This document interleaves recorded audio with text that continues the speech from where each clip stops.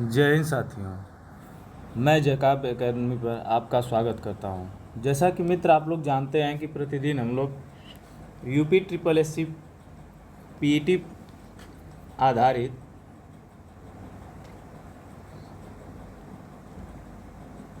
आधारित हम लोग एक सेशन लेके चलते हैं डेली, जिसका कि एग्ज़ाम 15-16 अक्टूबर निर्धारित किया गया है। ठीक है, तो इस सेशन में हम लोग प्राचीन इतिहास को देखें। जो इसमें टॉपिक दिए गए हैं वही टॉपिक को हम लोग टच कर रहे हैं। अब हम लोग फिर मध्यकालीन इतिहास को देखें, फिर मध्यकालीन के बाद अब हम लोग आ गए आधुनिक इतिहास में। अब इसमें आधुनिक भारत में मराठों का अलग से टॉपिक दे रखा है कि मराठा साम्राज्य का उदय। तो मराठा के जितने क्वेश्चन थे उसको मैंने ले लिया है इसी में, और इसी में जितने पॉसिबल क्वेश्चन थे आधुनिक भारत के भी ले लिए। ठीक है, ब्रिटिश साम्राज्य की स्थापना तो इसमें दोनों है, मराठा साम्राज्य और ब्रिटिश साम्राज्य। ठीक है, तो आइए उसको देखते हैं बेहतरीन तरीके से। और आप लोग इस चैनल को ज़्यादा से ज़्यादा सब्सक्राइब, शेयर और लाइक ज़रूर करिए, और ज़्यादा से लोगों से करवाइए भी। चलिए आते हैं क्वेश्चन नंबर फर्स्ट देखते हैं मित्र। मराठों के उत्कर्ष के लिए निम्नलिखित में से कौन सा कारण सत्य है? तो बताइए, धार्मिक चेतना के कारण, भौगोलिक सुरक्षा की वजह से, या राजनैतिक जागृति, या उच्च नेतृत्व की शक्ति। बताइए कौन सा ऐसा कारण था जो मराठों के उत्कर्ष के लिए जरूरी साबित हुआ? तो आप लोग जानते हैं कि उस समय औरंगजेब था। हालांकि ये शुरू हो गया था औरंगजेब के समय पर, यह चरम सीमा पे था अपने मराठों का उत्कर्ष। तो इन्होंने अपने भौगोलिक सुरक्षा को, जैसे कि आप लोग जानते हैं ना कि बीजापुर सल्तनत थी, बीजापुर और गोलकुंडा, कौन सी? गोलकुंडा, इस पे क्या किया था? औरंगजेब ने कब्जा कर लिया था। और इसी को छुड़वाने के लिए क्या किया था? मराठों का संघर्ष शुरू हो गया था। शिवाजी के द्वारा गोरिल्ला युद्ध की तकनीकी लगाकर इसको स्वतंत्र कराने का प्रयास चलता रहा। तो यही भौगोलिक सुरक्षा ही क्या हो जाती है? मराठों के उत्कर्ष का कारण बन जाती है। आगे चलते हैं। देखिए, शिवाजी ने मुगलों को किस युद्ध में पराजित किया था? तो पुरंदर के युद्ध में, रायगढ़ के युद्ध में, सिवनेर के युद्ध में, या सलार के युद्ध में? बताइए। तो पुरंदर की संधि हुई थी, रायगढ़ दुर्ग था, सिवनेर भी दुर्ग था जिसमें इनका राज्याभिषेक हुआ था। तो जो इसमें पराजित हुआ था, मुगलों को पराजित किया था इन्होंने सलार के युद्ध में पराजित किया था। ठीक है, ये देखिए क्वेश्चन को मैंने हाईलाइटेड कर दिया है पीडीएफ बनाने से पहले ही, ताकि आपको देखते समय क्वेश्चंस को कोई समस्या ना हो। चलिए आइए। शिवाजी का जन्म कब हुआ था तथा उन्हें छत्रपति की उपाधि धारण की गई थी? मतलब शिवाजी का जन्म कब हुआ और उन्होंने कब छत्रपति की उपाधि धारण किया? तो 1626, 1675 में, या 1625, 1671 में, या 1627, 1661 में, या 1627, 1674 में? तो 1627 और 1674 में क्या हुआ? 27 में इनका क्या हुआ? जन्म हुआ, और 74 में इन्होंने छत्रपति की उपाधि धारण की। चलिए आते हैं मित्र आगे। निम्नलिखित में से किसे बीजापुर के सुल्तान ने 1659 ईस्वी में शिवाजी को पराजित करने के लिए भेजा था? तो आप लोग जानते हैं कि अफजल खां को क्या किया था? शिवाजी को पराजित करने के लिए भेजा गया था, जबकि शिवाजी ने क्या किया? अफजल खां को निपटा दिया था। आगे आते हैं। शिवाजी मुगलों की कैद से भागने के दौरान किस नगर में कैद थे? ग्वालियर में, दिल्ली में, आगरा में, या कानपुर में? तो ये कहाँ पे कैद थे? आगरा में कैद थे। ठीक है, आते हैं आगे। शिवाजी ने राजधानी अपनी कहाँ बनाई थी? तो रायगढ़, सिंधुदुर्ग, कोल्हापुर, या पूना? तो रायगढ़ में इन्होंने क्या किया था? अपनी राजधानी बनाया था। आगे आते हैं। शिवाजी का छत्रपति के रूप में औपचारिक राज्याभिषेक कहाँ किया गया? पुणे, कोल्हापुर, अहमदनगर और रायगढ़? तो रायगढ़ में हुआ था। जबकि जानते हैं आपके सिवनेर के किले में इनका क्या हुआ था? सिवनेर के किले में माना जाता है कि इनका जन्म हुआ था। ठीक है, जन्म हुआ था। आइए आगे चलते हैं। शिवाजी के गुरु का नाम निम्नलिखित में से क्या था? रामदास, तुकाराम, गंगा भट्ट, या वामन पंडित? तो आप लोग जानते हैं इनके गुरु का नाम क्या था? ये थे, गुरु का नाम रामदास था। जबकि राजनीतिक अगर गुरु पूछ देता तो दादा कोंडदेव, दादा कोंडदेव। ठीक है मित्र, ये ध्यान रहे, दादा कोंडदेव थे। आगे चलते हैं। निम्नलिखित में से किसके शासन में अष्टप्रधान नामक मंत्री परिषद थी? गुप्त प्रशासन में, विजय संग्रह प्रशासन में, चोल प्रशासन में या मराठा प्रशासन में? तो अष्टप्रधान नामक जो मंत्री परिषद थी वह मराठा प्रशासन में थी। लेकिन एक बात जो आपको कन्फ्यूजन में डाल सकती है वो है विजय साम्राज्य की बात। तो विजयनगर में जो हुआ करते थे ना, वो अष्ट दिग्गज हुआ करते थे। क्या मित्र? अष्ट दिग्गज हुआ करते थे। ठीक है, ये हुआ करते थे। आपको प्रशासन और उसमें कंफ्यूज नहीं, अष्टप्रधान और अष्ट दिग्गज में कंफ्यूज नहीं होना। आगे आते हैं। शिवाजी के समय सरनौबत का पद संबद्ध था। बताइए किससे? सरनौबत, सरे नौबत किसे कहा जाता था शिवाजी के समय? बता सकते हैं मित्र? वित्तीय प्रशासन से, न्यायिक प्रशासन से, स्थानीय प्रशासन से या सैन्य प्रशासन से? बताइए। बेहतरीन क्वेश्चन का कलेक्शन है मित्र। ठीक है, ऐसे आप किताब लेके रट्टा मारते रह जाएंगे, नहीं मिलेगा और ना ही समझ पाएंगे, ना ही याद कर पाएंगे। ये क्या था? सरे नौबत सैन्य प्रशासन को क्या किया जाता था? कहा जाता था। आगे चलते हैं।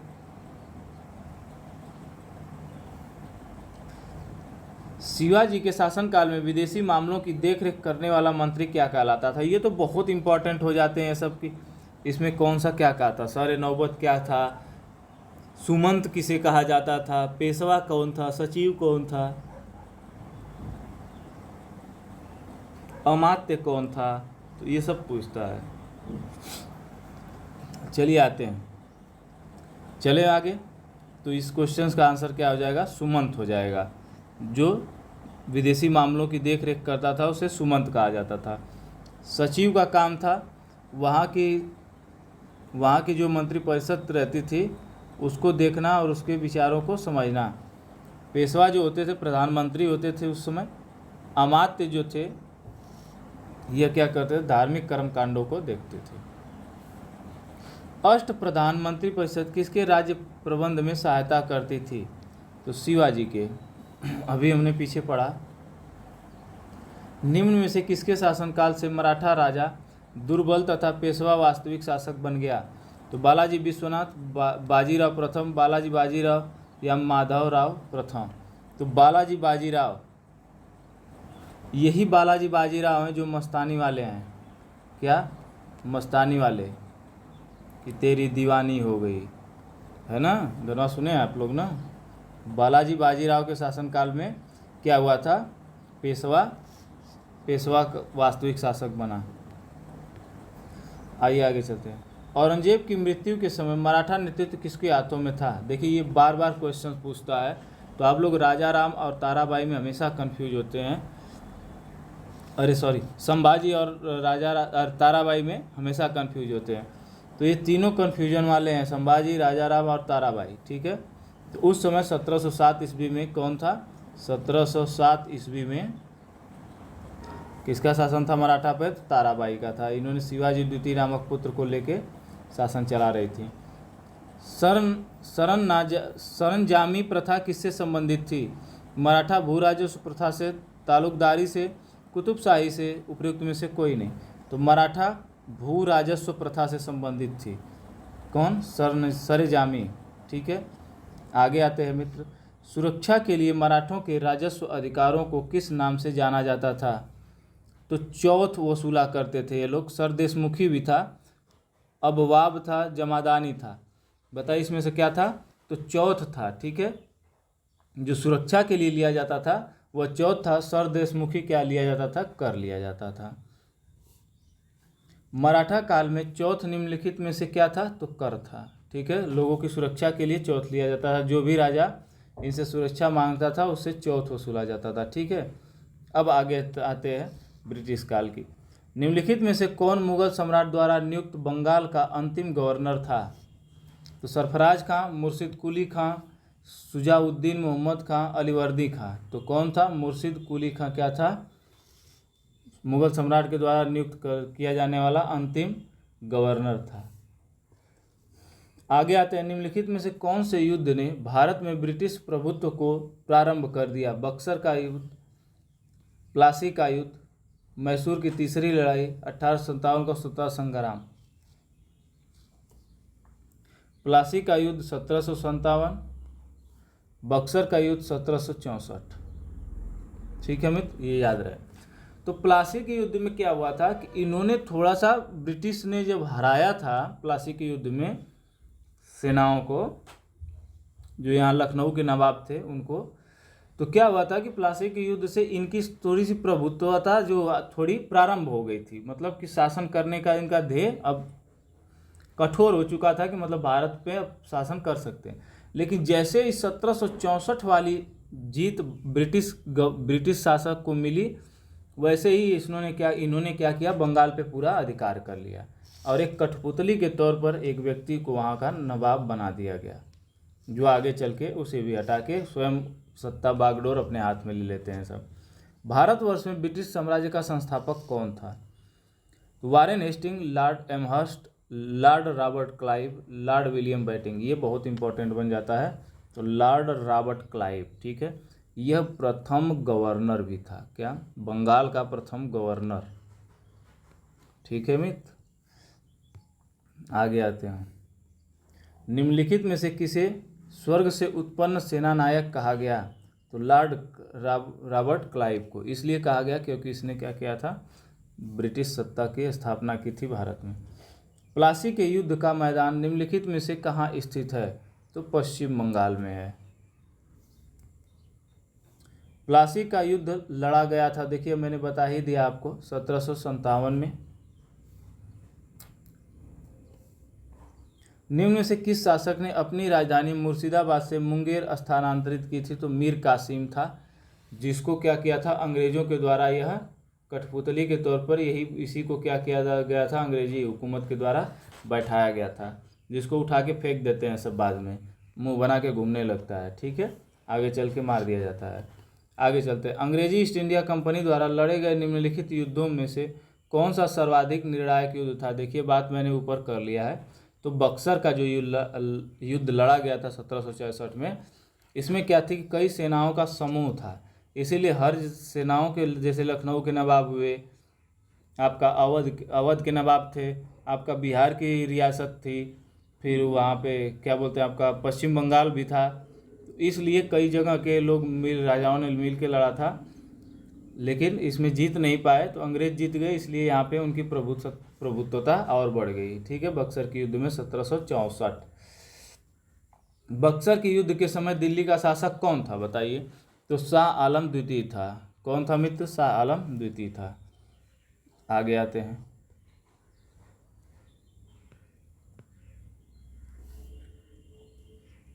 बक्सर की लड़ाई के समय बंगाल का नवाब कौन था? सिराजुद्दौला, मीर जाफर, नजमुद्दौला, मीर कासिम।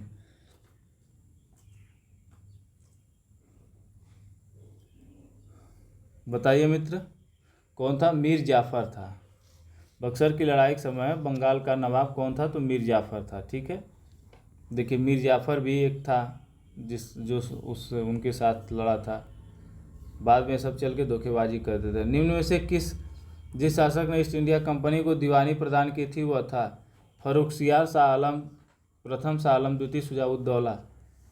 यही बकलोल इंसान था जिसने क्या किया था, पूरा सत्यानाश ही करवा दिया था, शाह आलम द्वितीय। आइए आगे चलते हैं। निम्नलिखित कथनों में से कौन सा कथन सत्य नहीं है?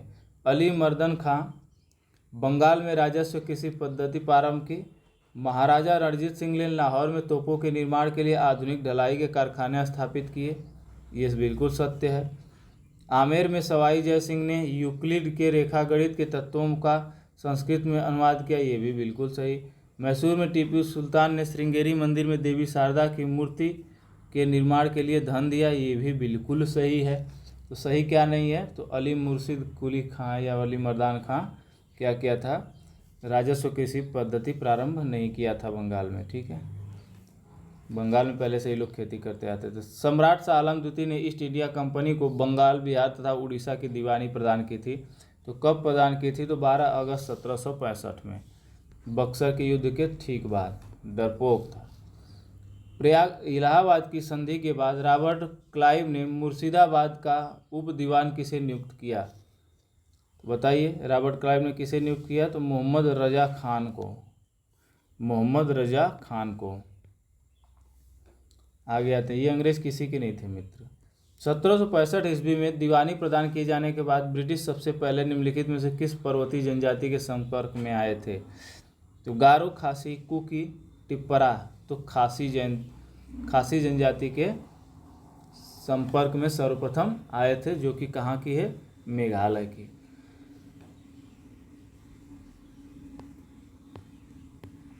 सोलह देख लेते हैं। 1760 के वांडीवास के युद्ध के संबंध में कौन सा कथन सत्य है? आइए देखते हैं। फ्रेंच ने ब्रिटिश को हराया, ब्रिटिश ने डच को हराया, ब्रिटिश ने फ्रेंच को हराया, डच ने ब्रिटिश को हराया। तो वांडीवास का जो युद्ध हुआ था 1760 ईस्वी में, इसमें क्या था कि फ्रेंच सेना को किसने हराया था? अंग्रेजों ने हरा दिया था। भारत में अंग्रेजों का सबसे अधिक विरोध निम्नलिखित में से किसने किया था? तो मराठाओं ने किया था। किसने किया था? मराठाओं ने।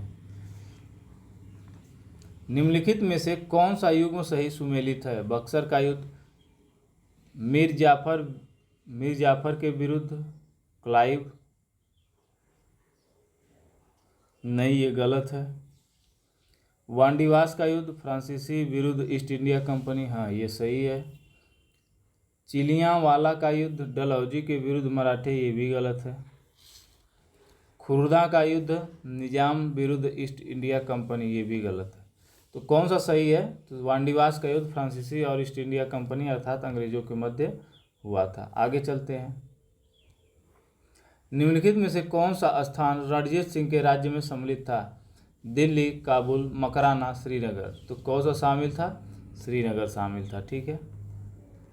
शेर पंजाब के नाम से रणजीत सिंह किस मिसल से संबंधित थे? शुकर चकिया मिसल से संबंधित थे, संधवालिया से, अहलुवालिया से, या रामगढ़िया से? वो जानते हैं कि आप ये लोग क्या करते थे? शुकर चकिया मिसल से संबंधित थे। रणजीत सिंह ने सुप्रसिद्ध कोहिनूर हीरा किससे प्राप्त किया? तो किससे प्राप्त किया था? शाह शुजा से प्राप्त किया था, है ना मित्र। आगे आते हैं। सिख राज्य का अंतिम राजा कौन था? तो आप लोग जानते हैं, खड़क सिंह, शेर सिंह, नौनिहाल सिंह, या दलीप सिंह। तो कौन थे? तो दलीप सिंह थे। आगे चलते हैं। प्रथम आंग्ल मैसूर युद्ध 1766 से 1769 ईस्वी में कौन विजयी हुआ था? आंग्ल मैसूर युद्ध। तो प्रथम आंग्ल मैसूर युद्ध में हैदर अली विजयी हुआ था, अंग्रेजों को हराए थे। ठीक है। अगला आते हैं। निम्नलिखित में से किस ब्रिटिश जनरल ने हैदर अली को पोर्टो नोवो के युद्ध में पराजित किया था? किस युद्ध में? पोर्टो नोवो के युद्ध में। आइए देखते हैं किसने पराजित किया था।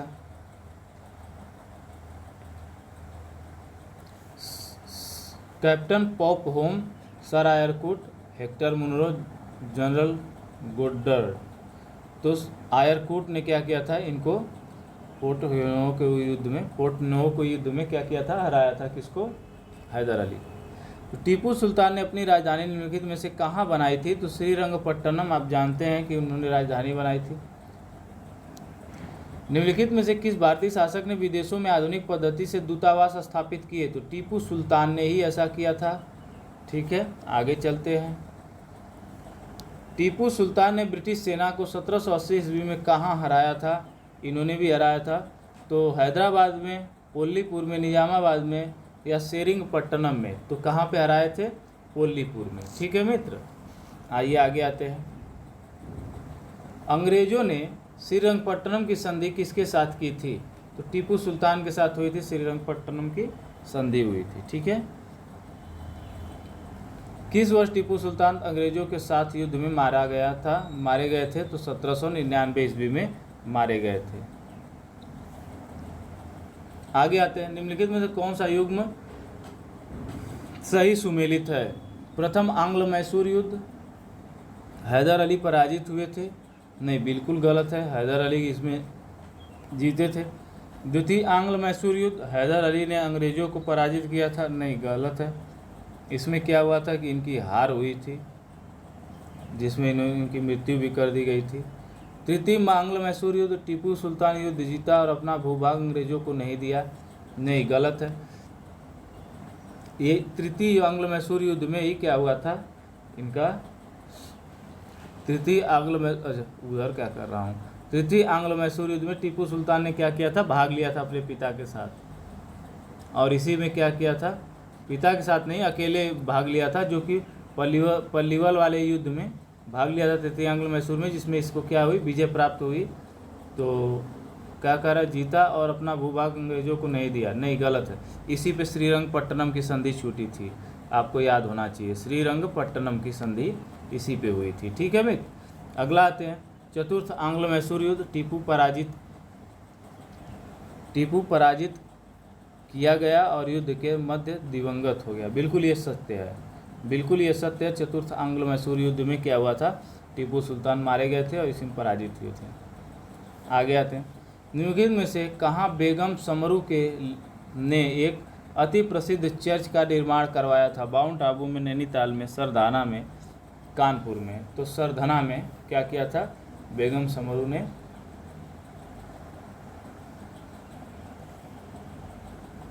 चर्च का निर्माण कराया था। निम्नलिखित में से कथनों का सही, कौन सा कथन सही नहीं है। जन प्रशासन की नींव वारेन हेस्टिंग्स द्वारा मजबूत से रखी गई, नहीं।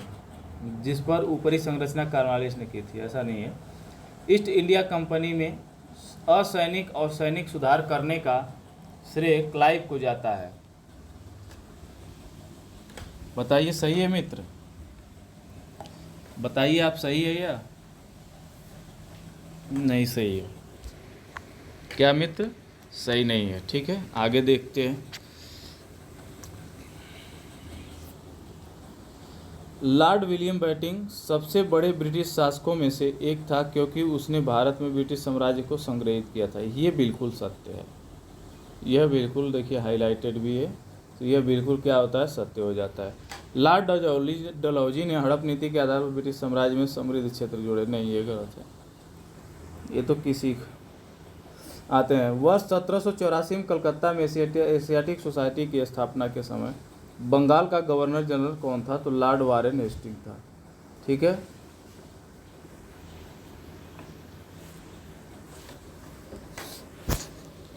तो लॉर्ड वारेन हेस्टिंग था। ठीक है मित्र, आगे आते हैं। घेरे की नीति, the policy of ring fence का संबंध निम्नलिखित में से किससे है, तो हेनरी लॉरेंस से, वारेन हेस्टिंग से, डलहौजी से, लॉर्ड लाइव, तो वारेन हेस्टिंग से है। निम्नलिखित में से किसने बंगाल में द्वैध शासन प्रणाली को समाप्त किया था, तो क्लाइव ने, कॉर्नवालिस ने, वारेन हेस्टिंग ने, या उपयुक्त में से कोई नहीं, तो वारेन हेस्टिंग ने क्या किया था, बंगाल से द्वैध शासन प्रणाली को समाप्त किया था। अर्थात खुद ही अंग्रेज सत्ता अपने हाथ में ले लिए, जो वहाँ के नवाब थे उनको हटा दिया गया। औपचारिक अनौपचारिक जैसे भी थे वो सबको उठा के फेंक दिए सब। ठीक है मित्र, आइए आपको एक बात बता दूं कि मैं आप लोगों के लिए, ठीक है, 2 से 3 दिन के अंदर मैं आप लोगों को पहले तो बता दूं करंट अफेयर का जो बेहतरीन निचोड़ होगा, करंट अफेयर्स, क्योंकि ये 20 नंबर लेके जाएगा। इसलिए मैं चाहता हूं कि पहले अगर मैं बता दूंगा, आपको दे दूंगा, तो आप भूल जाएंगे। तो मैं इसको लगभग मैं आपको 11 तारीख में क्या करूंगा, 11 अक्टूबर को आपको लगभग 400 से 500 क्वेश्चंस की महत्वपूर्ण श्रृंखला क्या करूंगा, आपके सामने दे दूंगा, जो कि आप बेहतरीन तरीके से उसको रिवाइज करते रहेंगे और आप एकदम उसमें से ही सारे क्वेश्चन, मैक्सिमम क्वेश्चंस क्या 90% से एबोव क्वेश्चन क्या होंगे उसमें से टैली कर जाएंगे। दूसरी सूचना, 1-2 दिन के अंदर मैं एनसीईआरटी के द्वारा या एनसीईआरटी पैटर्न पर सभी परीक्षाओं में जो भी क्वेश्चंस पूछे गए हैं उस पर आधारित मैं आपको साइंस के, किसके बच्चा,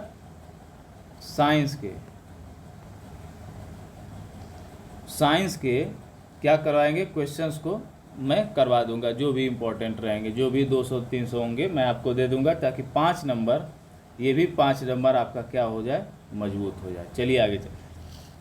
इसी तरह हमारी मेहनत अगर आपके लिए, आपको समझ में आ रही है कि मेरी मेहनत जायज़ है आपके लिए, तो आप भी थोड़ा सा मदद करिए, इस चैनल को ज़्यादा से ज़्यादा सब्सक्राइब करिए भी, करवाइए भी, और खुद भी देखिए और लोगों के पास अपने मित्रों दोस्तों को भी शेयर कर दिया करिए, कम से कम शेयर तो कर ही दिया करिए और कहिए उनसे कि इससे जुड़ें। द्वैत शासन का जनक किसे माना जाता है? तो लॉर्ड क्लाइव को, हेक्टर मुनरो को, लॉर्ड मैकाले को, सर लियोनिल कार्टिस को। बताइए। तो सर लियोनिल कार्टिस को माना जाता है, द्वैत शासन का जनक माना जाता है। आइए, निम्नलिखित में से किस गवर्नर जनरल पर ब्रिटिश संसद में महाभियोग का मुकदमा चलाया गया था? यही पागल आदमी है, वारेन हेस्टिंग। ठीक है, 1772 वाला, याद है कि नहीं? भारत में न्यायिक संगठन की स्थापना किसने की थी? तो न्यायिक विभाग की स्थापना सर्वप्रथम लॉर्ड कॉर्नवालिस को भी जाता है, और पुलिस प्रशासन की व्यवस्था भी इसी के काल में हुई थी। इसी के काल में और हुआ था डीएम का, जो डिस्ट्रिक्ट मजिस्ट्रेट का पद का सृजन भी हुआ था। भारतीय लोक सेवा का जनक किसे माना जाता है? तो कॉर्नवालिस को माना जाता है। देखिए, मैंने कहा ना। लॉर्ड कॉर्नवालिस की कब्र कहाँ स्थित है? तो ये अपने गाजीपुर जिले में है। निम्नलिखित युग्मों में से कौन सा युग्म सही सुमेलित नहीं है? तो बक्सर का युग 1767 बिल्कुल सही है। सहायक संधि इसको छोड़ देते हैं। भारत में ईस्ट इंडिया कंपनी का एकाधिकार बिल्कुल 1833 के चार्टर एक्ट में। ब्रिटिश नागरिकों एवं कंपनियों के लिए भारत में व्यापार खोला गया 1813 के चार्टर एक्ट में, बिल्कुल ये सही है। तो सहायक संधि जो है 1863 में नहीं हुई थी।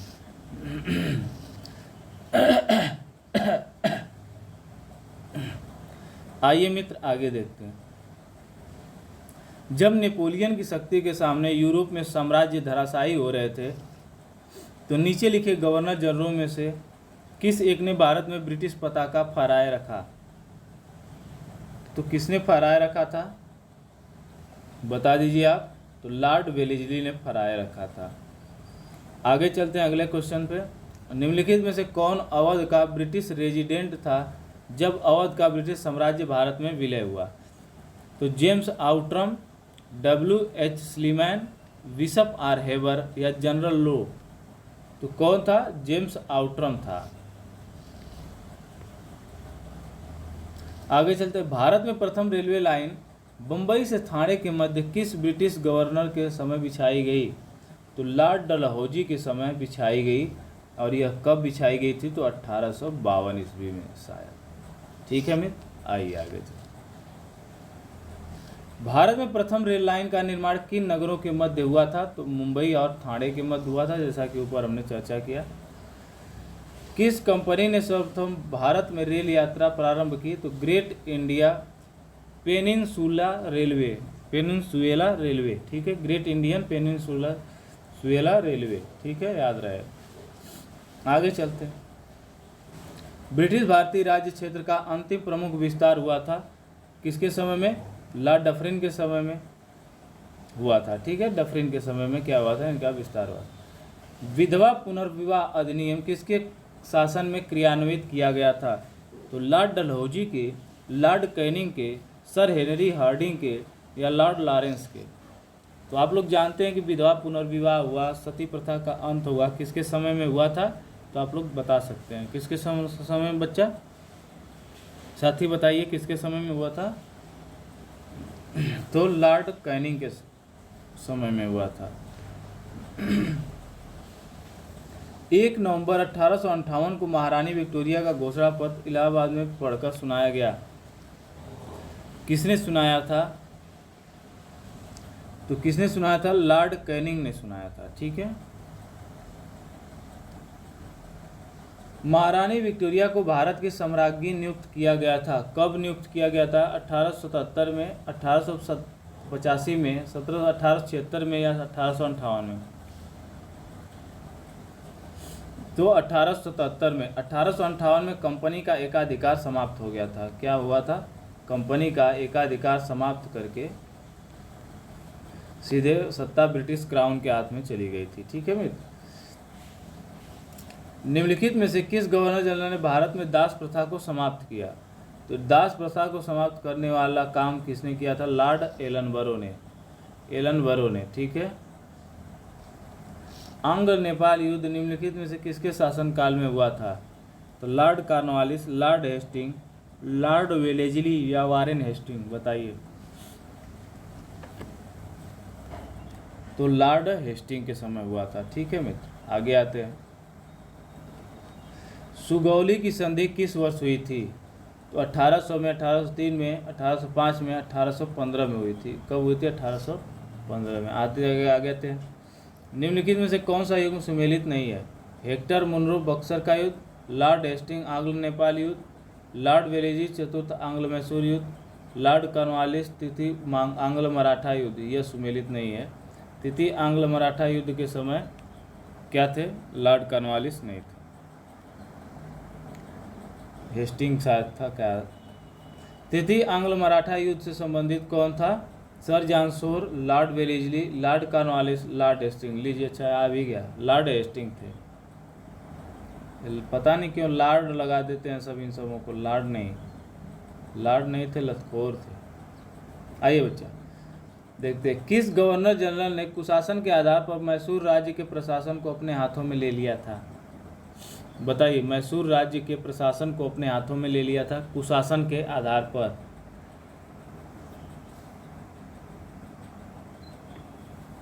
इसमें बहुत बच्चे क्या होते हैं, कंफ्यूजन होते हैं। लॉर्ड वेलेजली मारेंगे, कहीं लॉर्ड हेस्टिंग मार देंगे, जो कि बिल्कुल गलत हो जाता है। किसने किया था? तो लॉर्ड विलियम बेंटिक ने किया था। आगे आते हैं। निम्नलिखित में से गवर्नर जनरल के कार्यकाल में तृतीय आंग्ल मैसूर युद्ध हुआ था? तो किसके काल में हुआ था? तो जहाँ तृतीय आंग्ल मैसूर युद्ध, ध्यान रहे, आंग्ल मैसूर युद्ध, वहाँ आंग्ल मराठा की बात हो रही थी, तो लॉर्ड कॉर्नवालिस के समय हुआ था। ठगों के दमन से निम्नलिखित में से कौन संबंधित था? Captain Sleeman. ठीक है, इन्होंने ठगी प्रथा का क्या किया था? अंत किया था। निम्नलिखित में से किसके द्वारा सती प्रथा पर पाबंदी लगाई गई? अभी बात हुई थी लॉर्ड विलियम बेंटिक के समय। किसके समय? लॉर्ड विलियम बेंटिक के समय, और लॉर्ड विलियम बेंटिक के समय। ठीक है, लॉर्ड कैनिंग में आपको कंफ्यूजन होता है। Lord William Bentinck, Lord Canning Bharat के प्रथम वायसराय बने थे। ठीक है, आगे गया था लॉर्ड विलियम बेंटिक के द्वारा। विलियम बेंटिक के द्वारा सती प्रथा की समाप्ति कब की गई थी? तो 1829 में राजा राम मोहन जी के प्रयासों द्वारा, जिनको राजा की उपाधि अकबर द्वितीय ने दिया था। निम्नलिखित में से किस वर्ष बंगाल के दासों के निर्यातों को रोक दिया गया? तो कब रोक दिया गया? तो 1779 ईस्वी में रोक दिया गया। सोचिए, हमारे भारत से जो लोग थे वह जाते थे विदेशों में, दास बना के जाते थे। कितने अत्याचार किए थे ये सब। किस नीति ने लॉर्ड डलहौजी द्वारा अवध का अंग्रेजी राज्य विलय कर लिया गया? तो कुप्रशासन के आरोप पर। ठीक है, किस वर्ष ब्रिटिश साम्राज्य में अवध का विलय हुआ? तो 1856 में हुआ था। कब हुआ था मित्र? 1856 में हुआ था। ठीक है, आगे आते हैं। निम्नलिखित में से किसने विलय की नीति नियोजित एवं क्रियान्वित की थी? तो डलहौजी ने किया था, इसी ने विलय की नीति को अपनाया था। आगे चलते हैं।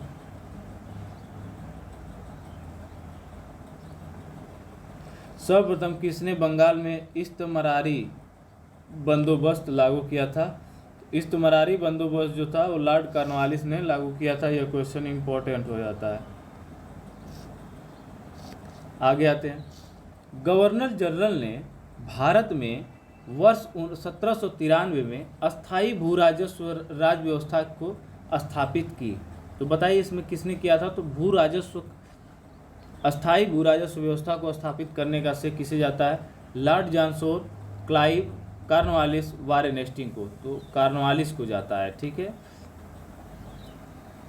आगे आते हैं। सर थॉमस मुनरो निम्नलिखित में से किस भू राजस्व बंदोबस्त से संबंध था? तो रैयतवाड़ी बंदोबस्त से संबंधित था। किससे? थॉमस मुनरो, या इसी को थॉमस मुनरो भी कहीं कहीं मिल जाता है, जो किससे संबंधित था? रैयतवाड़ी बंदोबस्त से। अस्थाई बंदोबस्त की अभी बात हुई, कौन थे? कॉर्नवालिस थे।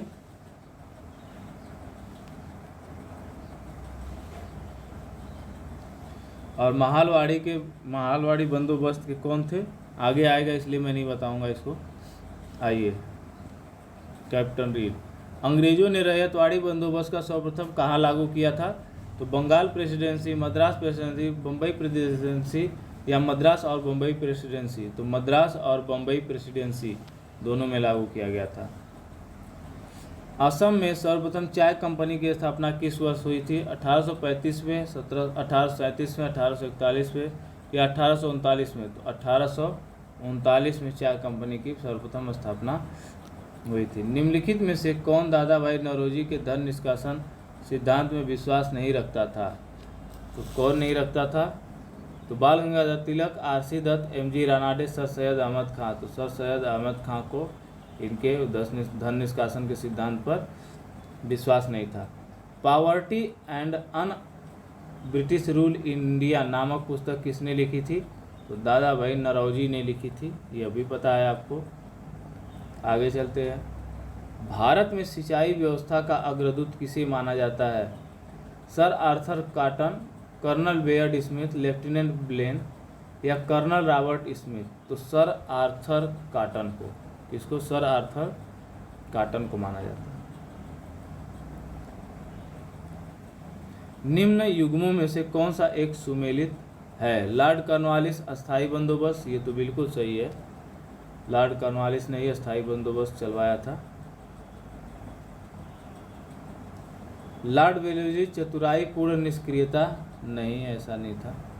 लॉर्ड डलहौजी सहायक संधि।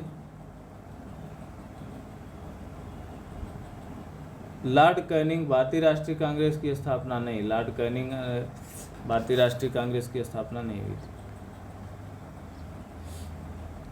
तो सही पहला था, ठीक है। लॉर्ड कॉर्नवालिस अस्थायी बंदोबस्त। अस्थायी बंदोबस्त किस गवर्नर जनरल के शासनकाल में लागू हुआ? फिर वही क्वेश्चन है, लॉर्ड कॉर्नवालिस के शासनकाल में लागू हुआ था। निम्नांकित में से कौन सा सही सुमेलित नहीं है? लॉर्ड कॉर्नवालिस अस्थायी बंदोबस्त, बिल्कुल सही है। लॉर्ड वेलेस्ली सहायक संधि प्रणाली, ये भी सही है। लॉर्ड हेस्टिंग द्वितीय आंग्ल मराठा युद्ध, नहीं, ये बिल्कुल गलत है। लॉर्ड विलियम बेंटिंक 1829 का 17वां रेगुलेशन एक्ट आया था, ये भी सही है। पेशवा का पद किस वर्ष समाप्त किया गया था? 1818 में, 1802 में, 1861 में, 1858 में? तो पेशवा का पद जो है 1818 में क्या क्या कर दिया गया था? अंग्रेजों द्वारा समाप्त कर दिया गया था। निम्नलिखित में से कौन सा युग्म सही सुमेलित नहीं है? लॉर्ड डलहौजी अवध का विलीनीकरण, ये सही है। लॉर्ड डफरिन भारतीय राष्ट्रीय कांग्रेस की स्थापना, बिल्कुल इसके शासनकाल में 1885 में हुई थी। लॉर्ड विलियम चार्टर एक्ट 1833 का पारित होना, ये भी सही है, ठीक है। और जो सुमेलित नहीं है वह है लॉर्ड लिटन, प्रथम आंग्ल अफगान युद्ध का प्रारंभ इनके शासनकाल में नहीं हुआ था। आगे चलते हैं मित्र। निम्न में से कौन चतुराई पूर्ण निष्क्रियता की नीति से जुड़ा था? ठीक है, तो William Bentinck, Lord Canning, Lord Mayo या जॉन लॉरेंस? तो कौन जुड़ा था? जॉन लॉरेंस जुड़े थे। कौन जुड़ा था? जॉन लॉरेंस थे, ठीक है मित्र। आगे चलते हैं। भारत में अंग्रेजों के समय प्रथम जनगणना हुई थी, लॉर्ड मेयो के काल में, आप लोग जानते हैं प्रथम जनगणना, ठीक है। कब हुई थी? 1800, बताइए, 1872 ईस्वी में। आगे आते हैं। वर्ष 1872 में भारत की प्रथम जनगणना किस वायसराय के कार्यकाल में हुई? तो लॉर्ड मेयो, अभी जस्ट ऊपर चर्चा किए हम लोग। आगे आते हैं। किस वायसराय की हत्या उसके कार्यकाल में की गई? तो मरने वाला लॉर्ड मेयो ही था। अंडमान निकोबार में इसको मार दिया गया था चाकू घोंप कर, ठीक है मित्र। आइए, निम्नलिखित में से कौन सर्वाधिक समय तक भारत का वायसराय रहा? तो Lord Curzon, Lord Dufferin, Lord Mayo या लॉर्ड हार्डिंग? तो लॉर्ड कर्जन जो सबसे अधिक समय तक क्या रहा? वायसराय रहा था। आगे आते हैं। भारत में स्थानीय स्वायत्तशासी संस्थाएं 1882 ईस्वी में सशक्त की गई थीं, किसके द्वारा? तो जॉर्ज बर्लो के द्वारा, कर्जन के द्वारा, रिपन के द्वारा या लीटन के द्वारा? तो रिपन के द्वारा क्या किया गया था? सशक्त की गई थी। जो स्वायत्तशासी संस्थाएं थी 1882 ईस्वी में, उनको सशक्त किया गया था, मतलब मजबूत बनाया गया था। भारत में स्थानीय स्वायत्त शासन को किसने प्रोत्साहित किया था? अस्थाई स्वायत्त शासन। ठीक है मित्र, तो Lord Mayo, Lord Lytton, Lord Canning, Lord Ripon. तो किसने किया था? तो लॉर्ड रिपन ने किया था। ठीक है, अस्थाई स्वायत्त शासन का जनक भी इसे कहा जाता है, आप लोगों को ध्यान में रहे। अस्थाई स्वशासन अलग है और अस्थाई स्वायत्त शासन अलग है। ठीक है, यह स्थानीय स्वायत्त शासन है, वह अस्थाई स्वशासन था जो कि जमीन से संबंधित था। आगे आते हैं, किस अधिनियम के माध्यम से भारत का शासन प्रत्यक्ष रूप से महारानी विक्टोरिया के अधीन हो गया? तो 1853, मैंने अभी जस्ट ऊपर किया था, ऊपर ही चर्चा इसके बारे में हुई थी। 1858 का भारत शासन अधिनियम, 1861 या 1919। तो आप लोग जानते हैं कि 1853 का जो चार्टर एक्ट था, इसके तहत क्या किया गया कि जो अंग्रेज़ों का जो एकाधिकार व्यापार था ना, वो उसको समाप्त कर दिया गया, सिर्फ चाय और चीनी को छोड़ के। और 1858 में पूर्ण रूप से इनका एकाधिकार समाप्त कर दिया गया था और पूरा जो अधिकार था वह ब्रिटिश क्राउन के हाथ में चला गया था, अर्थात महारानी विक्टोरिया के हाथ में, ब्रिटिश क्राउन ने अपने हाथ में ले लिया था। तो ऐसे ही पूछ सकता है कि किस भारत शासन अधिनियम के तहत ब्रिटिश क्राउन के हाथ में भारत की सत्ता चली गई थी? तो 1858 भारत शासन अधिनियम को। निम्नलिखित में से कौन सा युग्म सही सुमेलित नहीं है?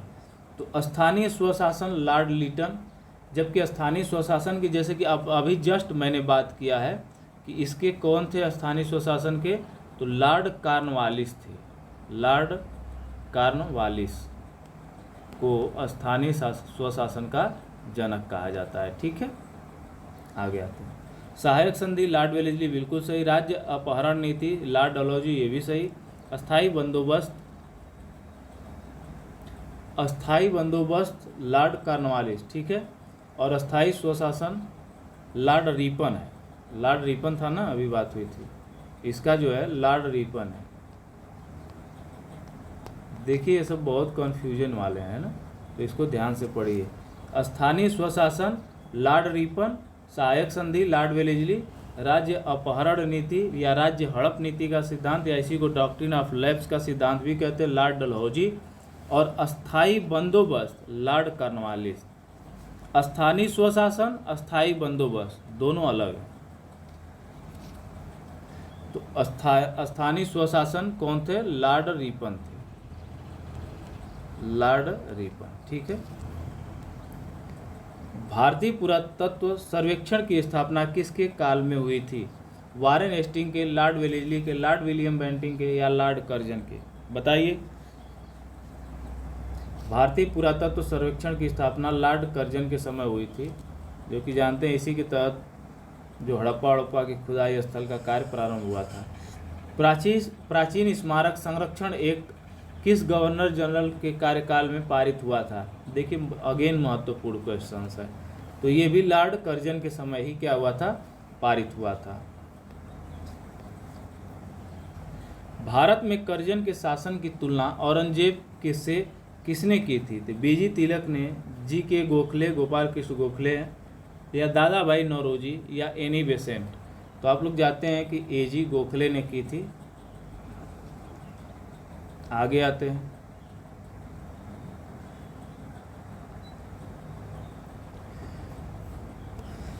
क्वेश्चन इधर नीचे ही रह गया लग रहा है, देखते हैं क्वेश्चन क्या था। फूट डालो और राज करो की रणनीति किस वायसराय द्वारा अपनाई गई थी? बताइए। फूट डालो राज करो नीति किस शासक के द्वारा अपनाई गई थी? तो लॉर्ड कर्जन के द्वारा, लॉर्ड मिंटो के द्वारा, लॉर्ड डलहौजी के द्वारा, या लॉर्ड वेलेस्ली के द्वारा? तो यह किसके द्वारा अपनाई गई थी? तो लॉर्ड कर्जन के द्वारा अपनाई गई थी। ठीक है फिर आगे आते हैं।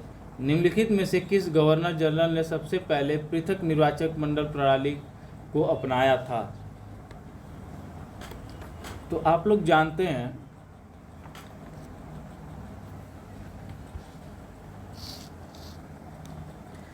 कि lord Curzon, lord Dufferin, lord Hardinge, lord Minto. तो लॉर्ड मिंटो एक आया था 1909 में, मार्ले मिंटो अधिनियम। इसी में सांप्रदायिक पंचायत की भी बात की गई, पृथक निर्वाचक मंडल की भी बात की गई, और मुस्लिम वर्गों के लिए अलग से क्या बोलते हैं निर्वाचन प्रणाली या चुनाव लड़ने या उनको वोट देने का अधिकार दिया गया। आगे आते हैं, निम्नलिखित में से कौन भारत का एकमात्र यहूदी वायसराय रहा है? ठीक है, तो Lord Curzon, Lord Canning, Lord Irwin, Lord reading. तो कौन था? लॉर्ड रीडिंग था। ठीक है, आगे चलते हैं मित्र। निम्नलिखित युग्मों में से कौन सा एक सही सुमेलित नहीं है? तो Pitt's India act Warren Hastings, doctrine of lapse Dalhousie बिल्कुल सही है, वर्नाक्यूलर प्रेस एक्ट नहीं, ये बिल्कुल गलत है, एल्बर्ट बिल रिपन के समय हुआ था। ठीक है, ठीक है, बिल्कुल सही है।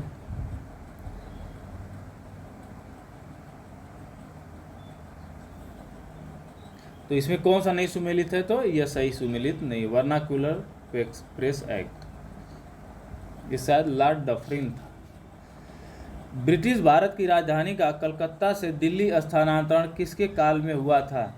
तो लॉर्ड हार्डिंग के, लॉर्ड रीडिंग के, लॉर्ड चेम्सफोर्ड के या लॉर्ड मिंटो के? बताइए आप, किसके शासनकाल में हुआ था? तो लॉर्ड हार्डिंग के शासनकाल में हुआ था। निम्नलिखित में से किस वायसराय के कार्यकाल में भारतीयों को राय बहादुर और खान बहादुर उपाधियां प्रदान करना प्रारंभ हुआ? तो Lord Ripon, Lord Lytton, Lord Mayo या लॉर्ड डफरिन? बताइए। तो आप लोग जानते हैं कि 31 का क्या हो जाएगा? लॉर्ड लीटन के समय क्या हुआ था? राय बहादुर और खान बहादुर उपाधियों को देने का प्रारंभ किया गया था। लॉर्ड डलहौजी की विलय नीति का प्रथम शिकार निम्नलिखित में से कौन हुआ था? तो आप लोग जानते हैं कि सतारा को सर्वप्रथम क्या किया गया था? लॉर्ड डलहौजी के विलय नीति के तहत सर्वप्रथम अपने राज्य में, ब्रिटिश साम्राज्य में शामिल किया गया था। सिंध पर ब्रिटिशियों के अधिकार किया था। कब किया था सिंध पर? तो 1843 में, 1845 में, 1854 में या 1849 में? बताइए आप। तो 1843 में इन्होंने क्या किया था? अधिकार कर लिया था। 1793 के चार्टर एक्ट के माध्यम से कंपनी के अधिकारों को कितने वर्ष के लिए बढ़ा दिया गया? तो पहले जो 10 वर्ष का था, अब उसको कितना कर दिया गया था? तो 20 वर्ष के लिए कर दिया गया था मित्र। कब? 1793 के चार्टर एक्ट के तहत। ठीक है, आगे चलते हैं, देखते हैं। 19वीं शताब्दी के दौरान होने वाले बहावी आंदोलन का मुख्य केंद्र कौन सा था? तो बहावी आंदोलन जो था पटना में शुरू किया गया था। ये राष्ट्रीय आंदोलन है। ठीक है, पंजाब में हुए कूका आंदोलन को किसने संगठित किया था? तो गुरु राम सिंह ने संगठित किया था। पागल पंथ की स्थापना किसने की थी? तो करम शाह ने, बुल्ले शाह ने, यजुवेंद्र शाह ने या स्वामी सहजानंद ने? तो करम शाह ने क्या की थी? पागलपंथी विद्रोह चलाया था। निम्नलिखित में से कौन फराजी विद्रोह का नेता था? तो आगा मोहम्मद रजा, दादू मियाँ, शमशेर गाजी या वजीर अली? तो कौन था? दादू मियाँ थे। ठीक है मित्र, दादू मियाँ थे। आगे आते हैं, फराजी कौन थे? हाजी शरीयतुल्लाह के अनुयायी, दादू के अनुयायी, आर्य समाज के अनुयायी या मुस्लिम लीग के अनुयायी? तो हाजी शरीयतुल्लाह के अनुयायी थे फराजी। ठीक है, आगे आते हैं मित्र।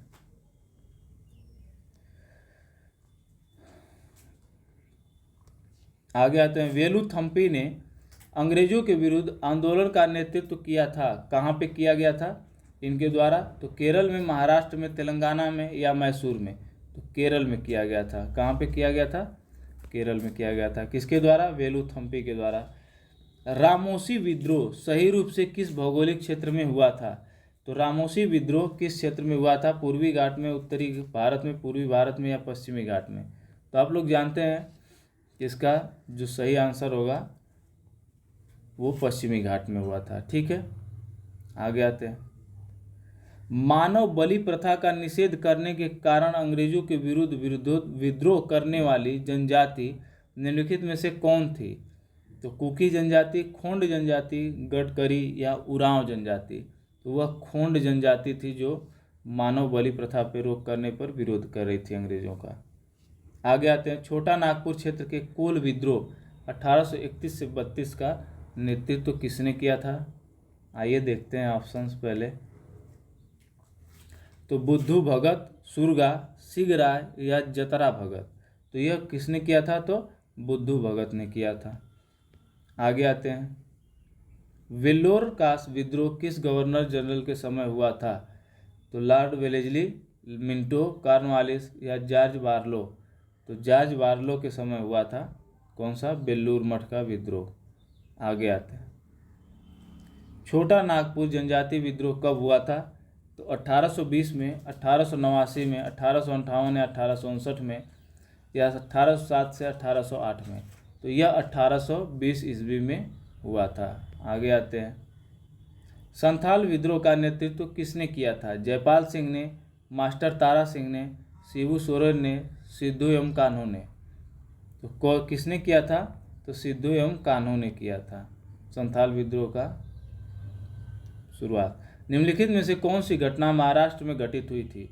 तो भील विद्रोह हुआ था, कोल विद्रोह हुआ था, संथाल विद्रोह हुआ था या रंपा विद्रोह था?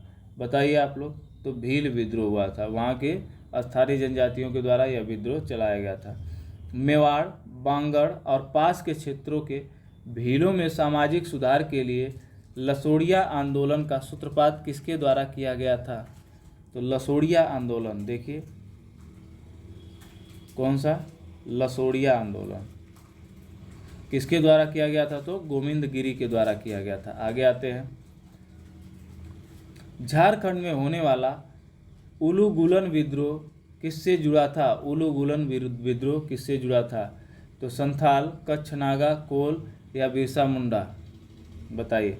तो बिरसा मुंडा से जुड़ा हुआ था, और मुंडा विद्रोह भी यहाँ पे इसी को कहते हैं।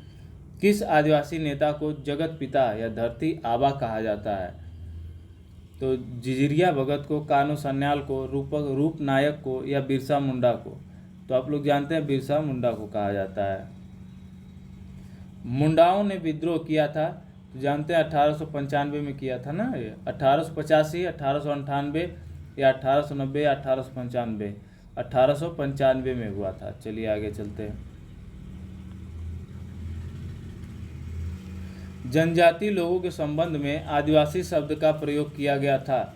ठक्कर बप्पा ने, महात्मा गांधी ने, ज्योतिबा फूले ने या B.R. अम्बेडकर ने? तो ठक्कर बापा ने किया था आदिवासी शब्द का प्रयोग। आगे आते हैं, भारत में 19वीं शताब्दी के जनजातीय विद्रोहों के लिए निम्नलिखित में से कौन सा एक प्रमुख कारण था? भू राजस्व की नई प्रणाली लागू होना और जनजातीय उत्पादों पर कर लगाया जाना, जनजातीय क्षेत्रों में विदेशी धर्म प्रचारकों का प्रभाव, या जनजातीय क्षेत्रों में बिचौलियों के रूप में बड़ी संख्या में महाजनों, व्यापारियों और लगान के ठेकेदारों का बढ़ाना, या अंतिम है जनजातीय समुदायों के प्राचीन भूमि संबंधी व्यवस्था का संपूर्ण विदारण। तो यही था कि जो जनजातीय समुदाय के लोग थे वो उनकी भूमि व्यवस्था का वो क्या कर रहे थे? अलग से बंटवारा कर रहे थे, इसीलिए इन्होंने क्या किया था? विद्रोह किया था। खैरवार आदिवासी आंदोलन किस वर्ष हुआ था? तो वर्ष 1874 में, 1860 में, 1870 में या 1865 में? तो वह हुआ था 1874 में। आगे आते हैं, वर्ष 1901 को मोपला विद्रोह कहाँ पर किया गया था? तो मोपला विद्रोह कहाँ हुआ था? कश्मीर में, झारखंड में, असम में या केरल में? तो यह कहाँ हुआ था? केरल में हुआ था साथी। आगे आते हैं, अंग्रेजों के विरुद्ध भीलों द्वारा क्रांति प्रारंभ की गई थी। मध्य प्रदेश, मध्य प्रदेश एवं बिहार, बिहार एवं बंगाल, बंगाल एवं महाराष्ट्र या मध्य प्रदेश एवं महाराष्ट्र में? बताइए। तो आप लोग जानते हैं कि भील कहाँ के थे? मैंने बताया वहाँ की जनजाति थी। तो इसको कहाँ से किया गया? मध्य प्रदेश एवं महाराष्ट्र में किया गया था। ठीक है, आगे आते हैं, ताना भगत आंदोलन जतरा उरांव ने किस वर्ष प्रारंभ किया गया था? तो ताना भगत आंदोलन जतरा उरांव ने किस वर्ष प्रारंभ किया था? तो वर्ष 1914 ईस्वी में। आगे आते हैं, महात्मा गांधी और उनके विचारों से प्रभावित होने वाले प्रथम आदिवासी नेता थे, कौन थे? अलूरी सीताराम राजू, जदो नांग, झाबकर बापा, रानी गैदुल्यू? तो बताइए कौन थे? जदो नांग थे। आगे आते हैं, निम्नलिखित में से वह प्रथम नेता कौन था जिसने भारत में मजदूर आंदोलन को संगठित किया था? तो बीपी वाडिया, लाला लाजपत राय, एन.एम. लोखंडे, एन.जी. रंगा। तो एन.एम. लोखंडे थे जिन्होंने क्या किया था? मजदूर आंदोलन को संगठित किया था। आगे आते हैं, देखिए, चलिए, एका आंदोलन को किसने प्रारंभ किया था? तो हरदोई तथा बाराबंकी के किसानों ने, अवध के जमींदारों ने, महाराष्ट्र के किसानों ने, बंगाल के क्रांतिकारियों ने। तो यह किसने किया था? तो हरदोई तथा बाराबंकी के किसानों ने किया था। ठीक है, आगे आते हैं। निम्नलिखित विद्रोहों को सही कालक्रम के अनुसार व्यवस्थित कीजिए एवं सही विकल्प का चयन कीजिए। तो मुंडा विद्रोह, संथाल विद्रोह, गडकरी विद्रोह, वेल्लोर विद्रोह। तो पहले कौन हुआ था? तो इसको देखिए, सुमेलित किया गया है 4-3-2-1, 4-2-1-3, 1-2-3-4 या 3-2-1-4। तो इसमें वेल्लोर पहला था, उसके बाद गडकरी था, उसके बाद संथाल था, उसके बाद मुंडा था। तो 43-21 मतलब 4-3-2-1 किया गया था, ये सही है। आगे आते हैं 28वें पे। बिरसा को सोते हुए पकड़ा गया था। कब पकड़ा गया था? तो 3 मार्च 1900 ईस्वी में क्या किया गया था? इनको पकड़ा गया था। आगे आते हैं। सूची 1 सूची 2 के साथ सुमेलित किया। सूचियों के नीचे दिए गए कूट से सही उत्तर चुनिए। अहोम विद्रोह 1855 से 1856, कोल 1828, संथाल 1921, मोपला 1831 या 1832। तो बताइए साथी, देख लीजिए नीचे मिलान है इसका, तो आप बता सकते हैं। मोपला तो अभी हमने ऊपर ही बात की 1821 में था। तो देखिए डी का तीसरा एक ही में दिया है, इसका मतलब यही ऑप्शन हो जाएगा, बाकी मिला लीजिए। अहोम दूसरा था, कोल था 1831-1832 में, और संथाल था 1855 से 1856 में। चलिए आगे चलते हैं।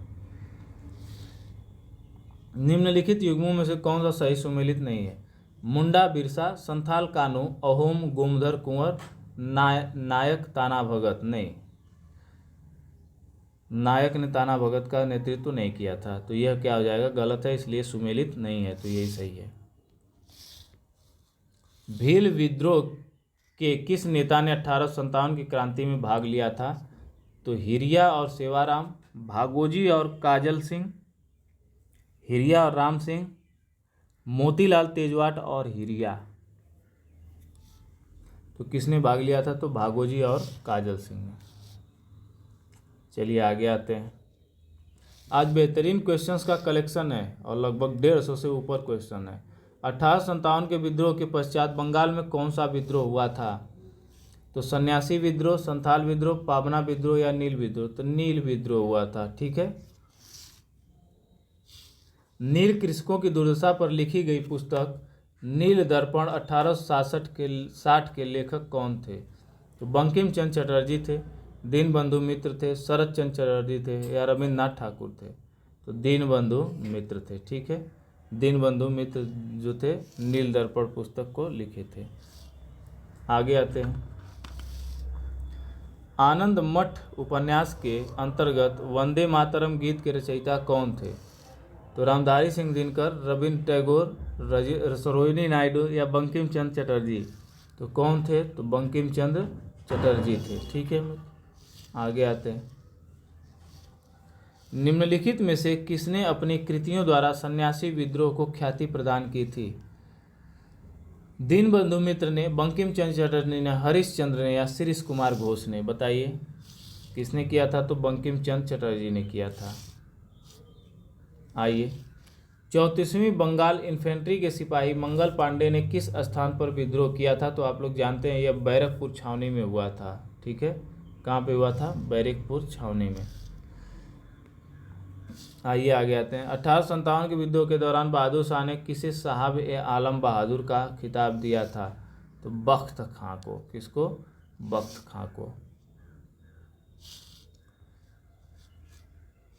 1757 के स्वतंत्रता संग्राम से संबंधित पहली घटना थी कानपुर में विद्रोह और नाना साहब का नेतृत्व संभालना। बेगम हजरत महल द्वारा अवध का नेतृत्व। सैनिकों का दिल्ली से के लाल किले पर पहुंचना या झांसी की रानी का विद्रोह। तो सैनिकों का दिल्ली के लाल किले पर पहुंचना ही क्या था, स्वतंत्रता संग्राम से संबंधित पहली घटना थी। आगे आते हैं। 1857 के स्वाधीनता संग्राम का प्रतीक निम्नलिखित में से क्या था। तो किसको बनाया गया था, तो बताइए आप। स्वतंत्रता संग्राम का प्रतीक क्या था, तो आप जानते हैं क्या था, कमल और रोटी था। क्या था, कमल और रोटी था। चलिए आगे आते हैं मित्र। अगला क्वेश्चन है 1857 के संग्राम के निम्नलिखित केंद्रों में से सबसे पहले अंग्रेजों ने किसे पुनः अधिकृत किया था। तो झांसी को, मेरठ को, कानपुर को, दिल्ली को। तो दिल्ली को क्या किया था, पुनः अधिकृत किया था। जो हमारी सेना नई दिल्ली पहुंच गई थी तो वहाँ पे घेराबंदी करके इन्होंने क्या किया था, फिर से दिल्ली को अपने कब्जे में ले लिया था। महारानी लक्ष्मीबाई का समाधि स्थल कहाँ स्थित है। तो यह ग्वालियर में स्थित है, लेकिन इनका जन्म कहाँ हुआ था, यह कहाँ की थी, वाराणसी की थी। और शादी इनकी झांसी के राजा से हुई थी, झांसी के राजा से, गंगाधर राव। आइए, रानी लक्ष्मीबाई ने अंतिम युद्ध किसके विरुद्ध लड़ा था। तो जनरल ह्यूरोज के समय लड़ा था। और इसी ने कहा था कि इस क्रांति में अगर मैंने कोई मर्द देखा है तो वह है रानी लक्ष्मीबाई। ठीक है मित्र, आइए आगे। निम्नलिखित में से किस महिला ने अवध में 1857 की क्रांति के विद्रोह का नेतृत्व किया था। तो ये सभी लोग जानते हैं कि लक्ष्मीबाई, अरुणा आसफ अली या अहिल्याबाई थी ना बच्चा। लखनऊ के अवध में 1857 की क्रांति के विद्रोह का नेतृत्व किसने किया था। तो अहिल्याबाई ने किया था। नहीं, अहिल्याबाई नहीं थी, बेगम हजरत महल थी, बिजरिस कादिर, याद है ना, अल्प आयु के पुत्र को लेकर। 1857 की क्रांति के नेता नाना साहब का कमांडर इन चीफ कौन था।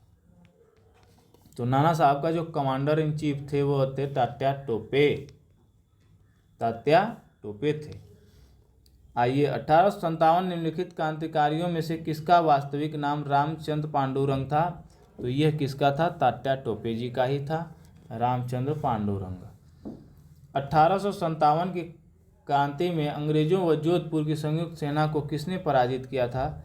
तो तात्या टोपे ने, वजीर खान ने, महाराजा सिंह ने, ठाकुर कुशल सिंह ने। तो ठाकुर कुशल सिंह ने ही क्या किया था, अंग्रेजी सेना को पराजित किया था। आगे आते हैं। निम्नलिखित में से कौन 1857 के विद्रोह में अंग्रेजों का सबसे कट्टर दुश्मन था।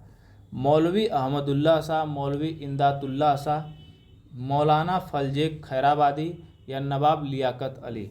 तो मौलवी अहमदुल्ला शाह था।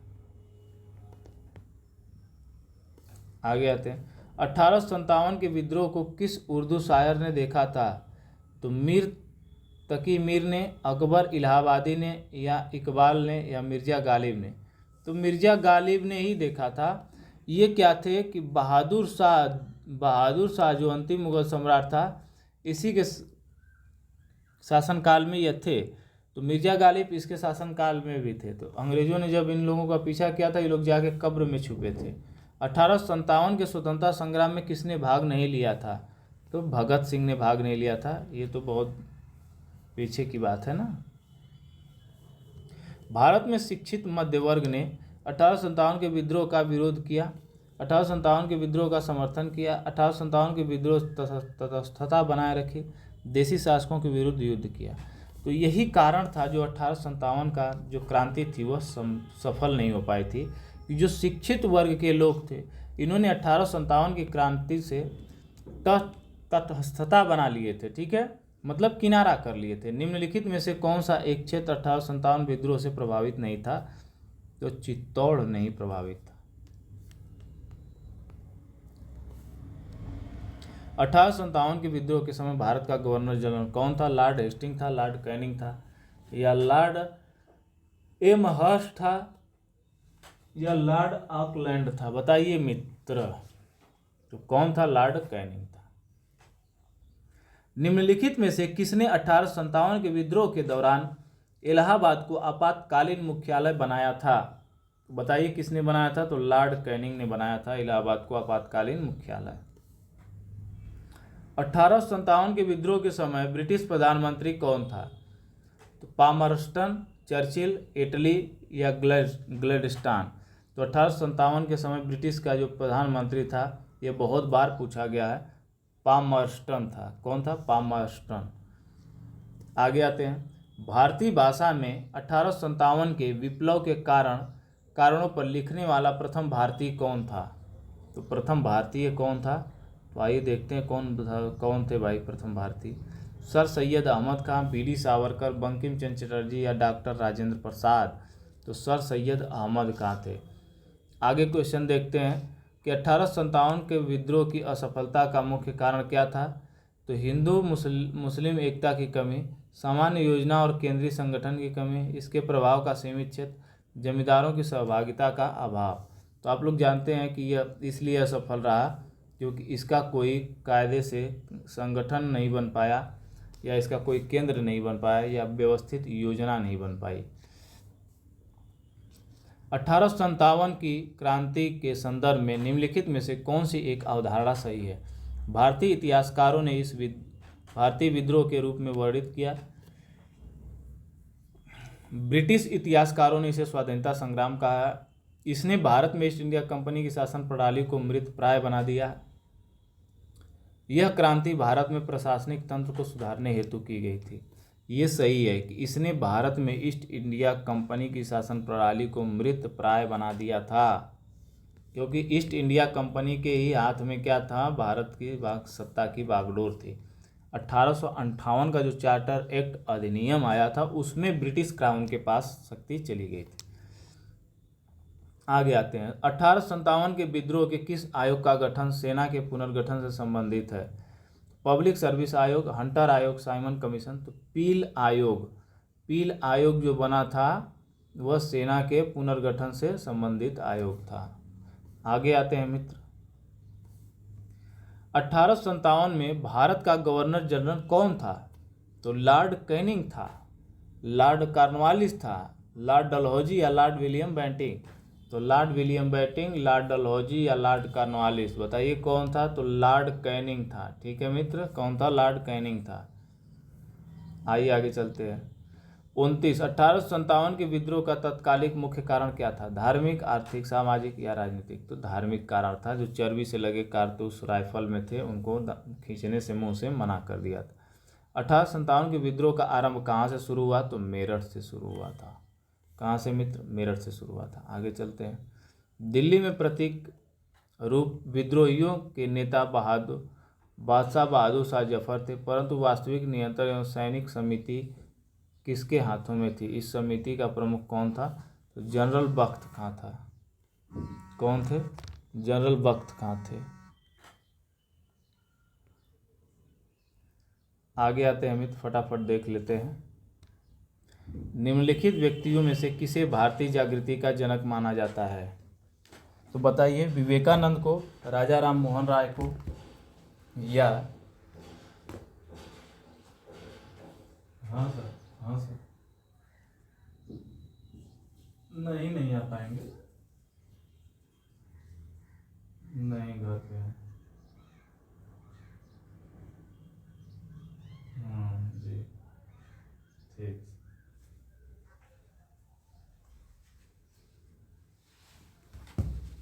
तो कौन थे? विवेकानंद, राजा राम मोहन राय, रविन्द्रनाथ टैगोर, दयानंद सरस्वती।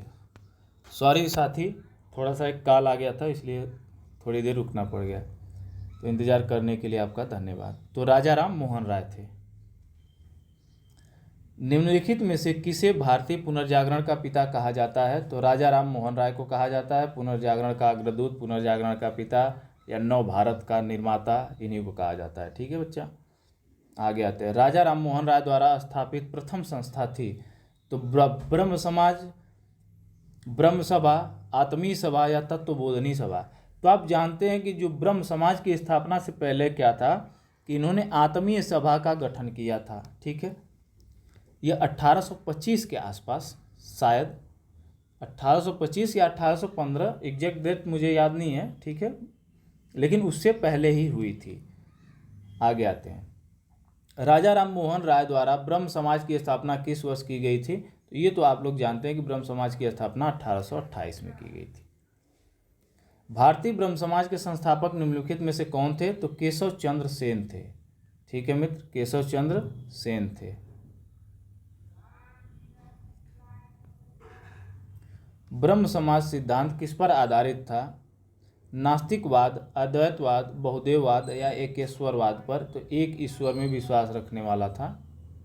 आते हैं आगे, 19वीं शताब्दी के उत्तरार्ध में नव हिंदूवाद, न्यू हिंदुइज्म के सर्वश्रेष्ठ प्रतिनिधि निम्नलिखित में से कौन थे? तो स्वामी विवेकानंद थे। याद है? इनमें से किस प्रख्यात समाज सुधारक ने ज्ञान योग, कर्म योग तथा राजयोग नामक पुस्तकें लिखी थी? तो स्वामी विवेकानंद जी के द्वारा लिखी गई थी। 1897 में रामकृष्ण मिशन की स्थापना निम्नलिखित में से किसके द्वारा किया गया था? तो रामकृष्ण मिशन की स्थापना किसके द्वारा किया गया था? तो आप लोग जानते हैं कि स्वामी विवेकानंद के द्वारा किया गया था। रामकृष्ण परमहंस इनके गुरु थे। आइए, शारदा मणि कौन थी? तो राजा राम मोहन राय की पत्नी, रामकृष्ण परमहंस की पत्नी, विवेकानंद की मां, केशव चंद्र की पुत्री। तो रामकृष्ण परमहंस की पत्नी थी। सत्यार्थ प्रकाश पवित्र पुस्तक है आर्य समाज की, ब्रह्म समाज की, प्रार्थना समाज की, थियोसॉफिकल सोसाइटी की। तो यह आर्य समाज की सत्यार्थ प्रकाश है, दयानंद सरस्वती। निम्नलिखित संगठनों में से किसने शुद्धि आंदोलन का समर्थन किया था? तो आर्य समाज ने क्या किया था? शुद्धि आंदोलन को समर्थन किया था। इसी समाज ने नारा दिया था वेदों की ओर लौटो, वेदों की ओर लौटो। ठीक है मित्र, आगे आते हैं। निम्न में से किस व्यक्ति ने सर्वप्रथम स्वराज शब्द का प्रयोग किया और हिंदी को राष्ट्रभाषा माना? तो राजा राम मोहन राय ने, स्वामी दयानंद सरस्वती ने, स्वामी विवेकानंद ने, बाल गंगाधर तिलक ने। तो स्वामी दयानंद सरस्वती ने। निम्नलिखित में से किसने महाराष्ट्र में प्रार्थना समाज की स्थापना की थी? तो आत्माराम पांडुरंग ने, ज्योतिबा फूले ने, या एम.जी. चंद्रकार ने, या एम.जी. रानाडे ने। तो आत्माराम पांडुरंग ने क्या किया था? प्रार्थना समाज की स्थापना किए थे। ठीक है मित्र, आगे आते हैं। देव समाज के संस्थापक, देव समाज का संस्थापक निम्न में से कौन था? तो वल्लभ भाई पटेल, शिव नारायण अग्निहोत्री, दादा भाई नौरोजी, रामकृष्ण परमहंस। तो बताइए कौन थे? तो शिव नारायण अग्निहोत्री जो थे वह देव समाज के क्या थे? संस्थापक थे मित्र। आगे आते हैं। राधा स्वामी सत्संग के संस्थापक कौन थे? देखिए, राधा स्वामी सत्संग संस्थापक कौन थे? तो शिव दयाल साहब थे। ये बिल्कुल सही है। और इसकी स्थापना आगरा में की गई थी। कहाँ पे? आगरा में किया गया था। इसमें जो मत चलता है वह राधा स्वामी मत चलता है। कौन सा? राधा स्वामी मत चलता है। आज के डेट में इसी राधा स्वामी मत के अंतर्गत एक आप सुने होंगे, दयाल बाग यूनिवर्सिटी, दयाल बाग यूनिवर्सिटी। ठीक है मित्र, इसी के अंडर में यह कंडक्ट होती है, जो कि एक डिस्टेंस यूनिवर्सिटी है। ठीक है, आगे आते हैं। तो इसका 16 का क्या हो जाएगा? राधा स्वामी सत्संग के संस्थापक कौन थे? तो शिव दयाल साहब थे। बिल्कुल सत्य है। आगे आते हैं। महाराष्ट्र के किस सुधारक को लोकहितवादी कहा जाता है? तो गोपाल हरि देशमुख को कहा जाता है। किसको कहा जाता है? गोपाल हरि देशमुख को कहा जाता है। आगे आते हैं। महाराष्ट्र में विधवा पुनर्विवाह हेतु अभियान का नेतृत्व किसने किया था? तो विष्णु परशुराम पंडित ने, बी.एम. मालाबारी ने, गोपाल हरि देशमुख ने, या दादा भाई नौरोजी ने। तो किसने किया था? तो विष्णु परशुराम पंडित ने किया था। ठीक है, विधवा पुनर्विवाह अभियान का नेतृत्व कहाँ पे? महाराष्ट्र में।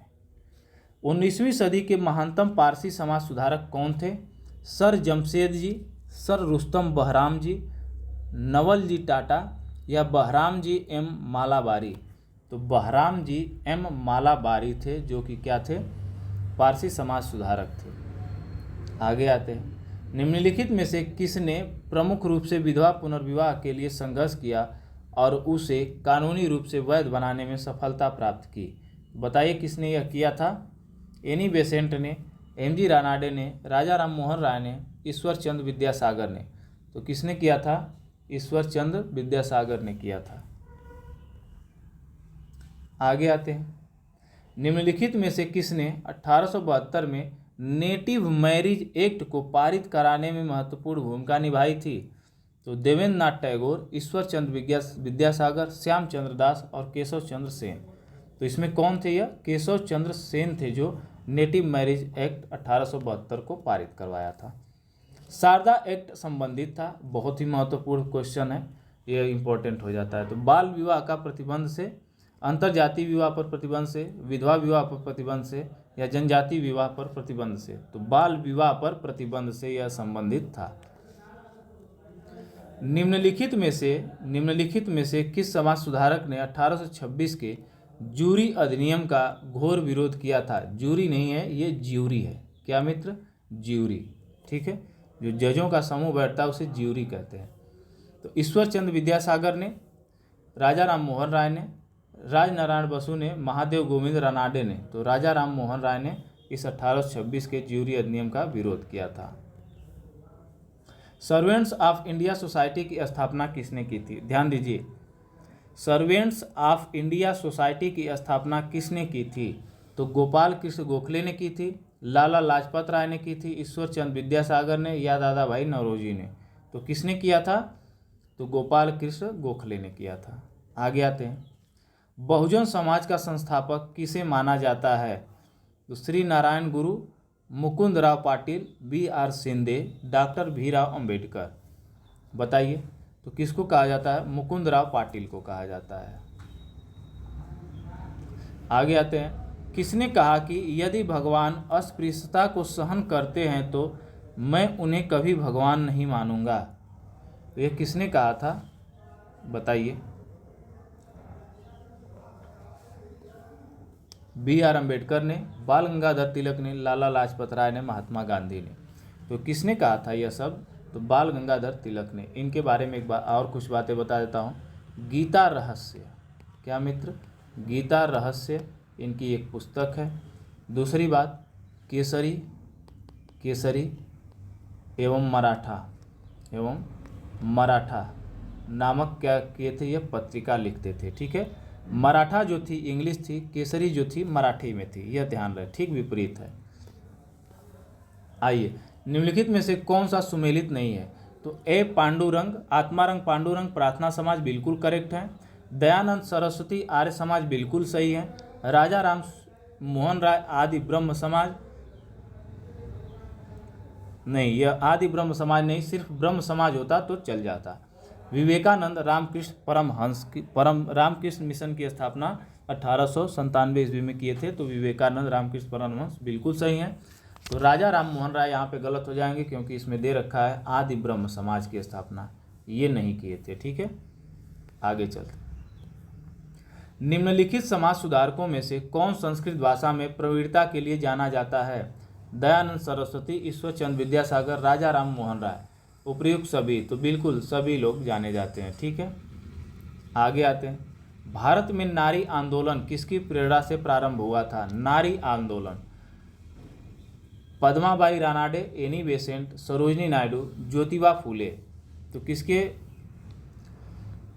प्रेरणा से शुरू हुआ था? तो ज्योतिबा फूले। इनकी एक पुस्तक है गुलामगिरी। ठीक है मित्र, और सत्य शोधक समाज के संस्थापक भी हैं, सत्य शोधक समाज। ठीक है मित्र, यह आगे चलते हैं। ब्रह्म समाज, रामकृष्ण मिशन और आर्य समाज में क्या समानता थी? तीनों ही राजनीतिक उद्देश्यों के लिए नहीं बने, लेकिन तीनों ने ही देशभक्ति की भावना के विकास में सहायता की। बिल्कुल सत्य है, यह बात बिल्कुल सत्य है, यही मिल गया। पहला, तीनों ही संगठनों का प्रादुर्भाव बंगाल में हुआ था, गलत। तीनों ही संगठनों के संस्थापकों ने राजनीति में भाग लिया, ये भी बिल्कुल गलत। तीनों ही संगठनों के संस्थापकों ने राजनीति में भाग नहीं लिया, ये भी बिल्कुल गलत। न वो पूर्ण तरह से राजनीति में भाग लिए थे और न ही राजनीति से बाहर थे। मतलब कह सकते हैं कि जो इन मिशनरियों का उद्देश्य था वो भारत को क्या करने का, आज़ादी दिलाने का ही उद्देश्य था, चाहे आप वेदों से जोड़ के देखें चाहे किसी मिशन से देखें। दार उल उलूम की स्थापना किसने की थी? मौलाना शिबली नुमानी ने, मौलाना हुसैन अहमद ने, मौलाना अब्दुल्ला चक्रवल्ली ने, मौलाना अहमद रिजा खान ने। तो बताइए किसने किया था? तो मौलाना शिबली नुमानी ने। हाली पद्धति संबंधित थी बंधुआ मजदूरी से, किसानों के शोषण से, छुआछूत से या अशिक्षा से। तो आप लोग जानते हैं हाली पद्धति जो संबंधित थी वो बंधुआ मजदूरों से संबंधित थी। आगे आते हैं आज का अंतिम क्वेश्चन। निम्नलिखित नेताओं में से किसने क्रांतिकारी संगठन अभिनव भारत समाज की स्थापना किया था? तो अभिनव भारत समाज की स्थापना बी.डी. सावरकर अर्थात विनायक दामोदर सावरकर के द्वारा किया गया था। तो ये थे मित्र, लगभग यह कम से कम 150 या 160-70 क्वेश्चन प्लस रहे होंगे, जो कि बहुत ही महत्वपूर्ण है आपके यूपी SSSC PET के परिदृश्य से। इसमें जितना मैंने लिया है सेक्शन, ये लगभग इतना आपके लिए इनफ है कि इसके अलावा आपको पढ़ने की ज़रूरत नहीं होगी। और देखिएगा इसमें से मैक्सिमम क्वेश्चंस जो पूछे जाएंगे बिल्कुल आपके पेपर में छपने वाले हैं। तो इसी तरह बेहतरीन सेशन लेने के लिए आप जय काव्य एकेडमी के चैनल को, जय काव्य अकादमी के चैनल को सब्सक्राइब करिए। क्या मित्र? सब्सक्राइब, शेयर और वीडियो पसंद आता है तो लाइक ज़रूर करिए। और सबसे मोस्ट इम्पॉर्टेंट बात, अगर वीडियो को आप देख रहे हैं तो कमेंट ज़रूर करें, ज़रूर करें। कमेंट नहीं करेंगे तो दिक्कत हो जाएगी। तो चलिए साथी, आज के इस सेशन के लिए आपका आभार और बहुत बहुत धन्यवाद। इसी के साथ मैं अब चलने का समय हो चुका है। फिर मैं महत्वपूर्ण सीरीज़ के साथ फिर मैं आप लोगों के सामने उपस्थित होऊंगा। तो जय हिंद, जय जय काव्य अकादमी।